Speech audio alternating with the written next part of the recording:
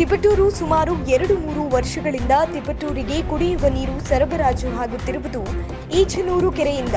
ಆದರೆ ದುರಾದೃಷ್ಟ, ತಿಪಟೂರು ಚರಂಡಿ ನೀರು ಮತ್ತು ಯುಜಿಡಿ ನೀರು ಕೊಪ್ಪ ಮುಖಾಂತರ ಈಚನೂರಿನ ಕೆರೆಗೆ ಸೇರುತ್ತದೆ. ಮತ್ತೆ ಪುನಃ ಕೆರೆಯಿಂದ ತಿಪಟೂರು ನಗರಕ್ಕೆ ಹೇಮಾವತಿ ನೀರಿನ ಜೊತೆ ಮಿಕ್ಸ್ ಆಗಿ ತಿಪಟೂರಿಗೆ ಕುಡಿಯಲು ಬಿಡುತ್ತಿದ್ದಾರೆ. ಯಾವ ಅಧಿಕಾರಿಗಳಾಗಲಿ ಶಾಸಕರಾಗಲಿ ಯಾರೂ ಸಹ ಇದರ ಬಗ್ಗೆ ತಲೆ ಕೆಡಿಸಿಕೊಳ್ಳುತ್ತಿಲ್ಲ.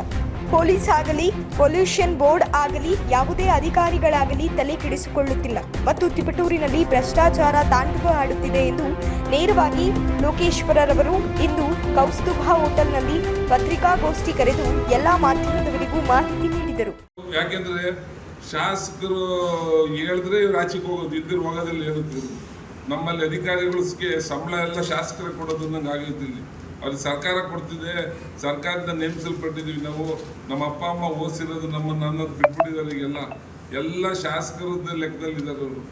ಸೊ ಈ ಪರಿಸ್ಥಿತಿಯಲ್ಲಿ ತಾಲೂಕಲ್ಲಿ ಆಡಳಿತ ಸತ್ತೋಗಿದೆ ಅಂತ ಯಾರಾದರೂ ಹೇಳಿದ್ರೆ ಅದು ಸತ್ಯ. ಒಂದು ಮತ್ತು ಯಾವುದೇ ಕಚೇರಿಗಳಲ್ಲಿ ದುಡ್ಡಿಲ್ದಲೇ ಏನೂ ನಡೆಯಂಗಿಲ್ಲ. ಸರ್ವೆ ಡಿಪಾರ್ಟ್ಮೆಂಟಲ್ಲಿ ಮಿಸ್ ಆಗಿ ಅವರು ಮರಗಳು ಪಾಣಿಗಳಿಗಿಲ್ಲ, ಪಾಣಿಯಲ್ಲಿ ನಮ್ಮ ಮರಗಳನ್ನ ನೋಡ್ಬಿಟ್ಟು ಸೇರಿಸ್ರಿ ಅಂತ ಹೇಳೋಕ್ಕೆ ಒಂದು ಪಾಣಿಯಲ್ಲಿ ಸೇರ್ಸೋಕ್ಕೆ 25,000 ರೂಪಾಯಿ. ಅವ್ರಿಗೆ ಎಲ್ಲಿಂದ ತಂದು ಕೊಡ್ಬೇಕಿತ್ತಂತ ಒಂದು ಬರೇ ಸರ್ವೆ ಪಾಣಿಗೆ ಸೇರ್ಸೋದಕ್ಕೆ ಮರಗಳನ್ನ. ಈ ಸೊತ್ತು ಅವ್ನ ಸೈಟ್ದು ಇನ್ನೊಂದಕ್ಕೂ ಈ ಸೊತ್ತಿಗೆ 50,000 ರೂಪಾಯಿ ಮುನ್ಸಿಪಾಲ್ಟಿಲಿ. ಈ ಥರ ಫಿಕ್ಸ್ ಆಗೋಗ್ಬಿಟ್ಟಿದೆ ರೇಟ್ಸ್. ಇದು ಒಂದು ಕಡೆ. ಇನ್ನು ಟೂಡಾದಂತೂ ದೊಡ್ಡ ಸ್ಕ್ಯಾಂಡಲ್ ಅದು. ಅದನ್ನು ಇವತ್ತಿಗೂ ಮೀಟಿಂಗ್, ಒಂದೇ ಒಂದು ಮೀಟಿಂಗ್ ಇಷ್ಟು ವರ್ಷಕ್ಕೆ ಮಾಡಿದ್ದು, ಮತ್ತೆ ಯಾವ ಮೀಟಿಂಗು ಇಲ್ಲ.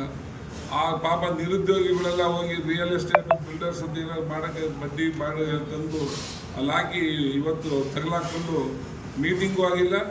ಮತ್ತು ಅದೊಂದೇ ಫಿನಿಶಿಂಗ್ ಇಲ್ಲ. ಈಗ 1.5 2 ಲಕ್ಷ ರೂಪಾಯಿ ಒಂದು ಎಕರೆ ಕೊಡ್ಬೇಕಂತ ವಿಚಾರ ಅಲ್ಲಿ ಆಗೋಗ್ಬಿಟ್ಟೈತೆ.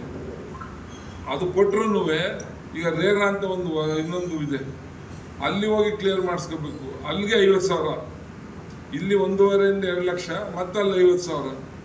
ಎಲ್ಲಿಗೆ ಹೋಗ್ತಾ ಇದೆ ಸರ್ಕಾರ? ಇದು ಗ್ಯಾರಂಟಿಗೆ ಕೊಡ್ತಾ ಇರೋ ದುಡ್ಡು ಬೇರೆ. ಇಲ್ಲಿಂದ ಯಾವುದು ದುಡ್ಡು ಕಲೆಕ್ಷನ್ ಆಗಿ ಗ್ಯಾರಂಟಿಗೆ ಏನು ಹೋಗಲ್ಲ. ನನಗೆ ಗೊತ್ತಿರೋಂಗೆ ಗ್ಯಾರಂಟಿಯ ಖರ್ಚಿಗೆ ಇದೇನು ಹೋಗೋದಲ್ಲ. ಇದು ಇವ್ರ ಖರ್ಚುಗಳಿಗೆ ಮಾಡ್ಕೊಳಕ್ಕೆ ಕಲೆಕ್ಷನ್ ಆಗ್ತಾ ಇರುತ್ತೆ. ಈ ರೀತಿ ಪ್ರತಿಯೊಂದರಲ್ಲೂ ದುರಾಡಳಿತ, ಭ್ರಷ್ಟಾಚಾರ ಮತ್ತು ಅಧಿಕಾರಿಗಳ ಬೇಜವಾಬ್ದಾರಿತನ ಟೋಟಲ್ ಆಗಿ ಕಾಣಿಸ್ತಾ ಇದೆ, ಕಣ್ಮುಂದೆ ಕಾಣಿಸ್ತಾ ಇದೆ. ಆದರೂ ಯಾರು ಕೇಳೋದಿಲ್ಲ.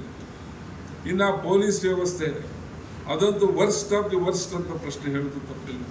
ಇವತ್ತು 1 ವರ್ಷ ಆಗಿದೆ. DSP ಮಗ ಎಷ್ಟು ಜನ ನೋಡಿದ್ರು ನೋಡಿಲ್ವ ಇವತ್ತು. ಆ ಪರಿಸ್ಥಿತಿಯಲ್ಲಿ ಒಬ್ಬ DSP ನಮ್ಮೂರಲ್ಲಿ ಕೆಲಸ ಮಾಡ್ತಾ ಇದ್ದಾರೆ. ಅವನ ಆಫೀಸ್ ಸ್ಟಾಫ್ ಏನೇ ಮಟ್ಕ, ಕ್ರಿಕೆಟ್ ಬೆಟ್ಟಿಂಗು, ಗಾಂಜಾ ದುಡ್ಡುಗಳು ಕಲೆಕ್ಟ್ ಮಾಡ್ತಾ ಇದ್ದಾರೆ ಅಂತ ನನಗೆ ಮಾಹಿತಿ. ಪರ್ಟಿಕ್ಯುಲರ್ಲಿ ಓಂಕಾರ ಅಂತ ಯಾರೋ PC ಇದನ್ನಂತೆ, ಅವನ್ನೆಲ್ಲ ಕಲೆಕ್ಷನ್ ಮಾಡೋದಂತ ಈ DSP ಅವ್ರ ಪರವಾಗಿ. ಇದು ಊರಲ್ಲಿ ಪ್ರತಿಯೊಬ್ಬರ ಬಾಯಲ್ಲೂ ಬಂದಿದೆ. ಯಾಕೆ ನೀವು ಸುಮ್ಮನೆ ಕೂತಿದ್ದೀರಾ ಅಧಿಕಾರಿಗಳು? ಯಾಕೆ ಗಾಂಜಾ ಅಷ್ಟೊಂದು ನಡೀತಾ ಇದೆ?